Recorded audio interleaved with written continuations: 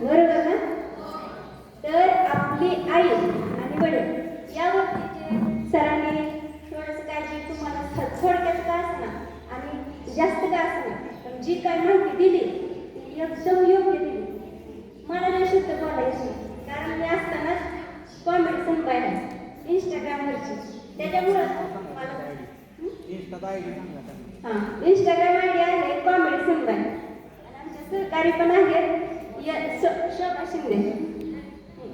तर सगळ्यात आधी तुम्हाला मी का बोलले टिकली कुठे लावली जाते का बोलले माहित नाही सांगते मी. ऐका ज्यांच्यासाठी हा कार्यक्रम ठेवला ते कोण आहेत? कोण आहे? यस बरोबर. तुमच्यापर्यंत ज्या भावना सरांनी व्यक्त करण्यासाठी हा उपक्रम राबवला ज्या शिक्षकांनी राबवला त्यांचं सगळ्यात आधी त्यांचं मनापासून धन्यवाद माना की त्यांनी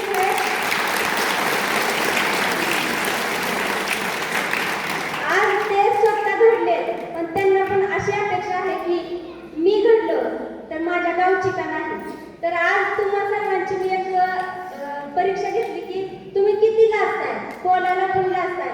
आज खोटं बोलत नाही. जर कुणाला चेकच करायचं असेल तर येऊन बघा. माझ्या सुद्धा हृदयाची धडधड वाढत असते कारण हृदयाची धडधड ही नॉर्मली वाढतच असते पण असं कधीच होत नाही की आपण गळून खाली पडतो.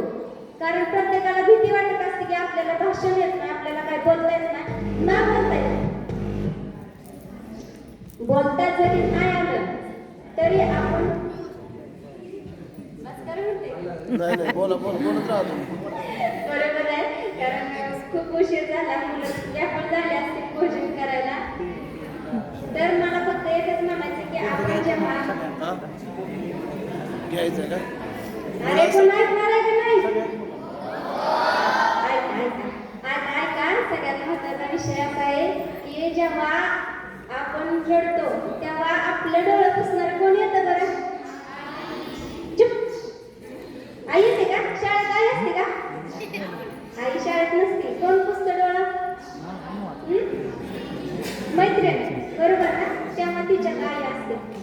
आणि मित्राचं कोण पुसतं डोळं? तेव्हा त्याच्यात वडील असतं.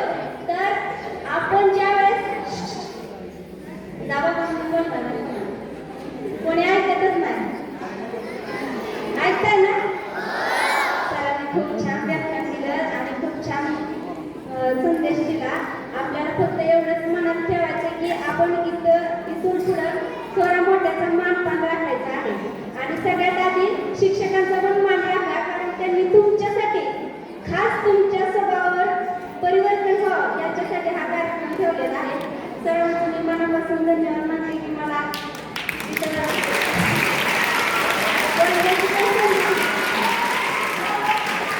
बोलण्याची पण संधी दिली आणि मान पण दिला त्यामुळे मी सर्वांचं धन्यवाद मानते. चला थँक्यू.